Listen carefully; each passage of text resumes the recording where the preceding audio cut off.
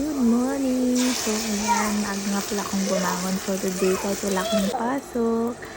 Magsusundo ako ng mga bata. Excited ako. Ito na nga pala yung baby ko. Pag gumigising ako, gumigising na rin siya. Ito nga pala yung ulam na niluluto ko for today. Siyempre, tuyo. Hindi nga pala sa nagbigay. May sisi. At sinangag ko na nga rin pala yung aming kaning bahaw. So, pupunta na nga pala kami sa Usera upang magsundo ng aking mga pamangkins. Dalawa nga pala kami ng anak ko. Ayan. So, ayos to para ma-experience ko na kung paano magsundo dito. Next year kasi papapasundo na rin yung anak ko. So, excited lang ako magsundo. So, ayan, malapit na nga kami at pababa na kami. Ngayon lang akong magsundo, diba? So, 12:55 nga pala yung labas ng pamangkin kong bunso.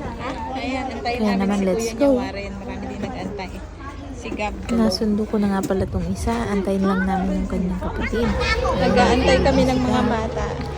Ang dami din mga nanay nag-aantay. Ganito pala dito. Hindi nila i-release yung bata hanggat wala yung parents o parent. Tapos kapag na-late yung parent, magbubulta kailangan magbayad ng 5 euros. O diba? Kailangan sunduin ng magulang yung kanilang anak. At iniiwan yung mga anak dito. Hindi binabantayan.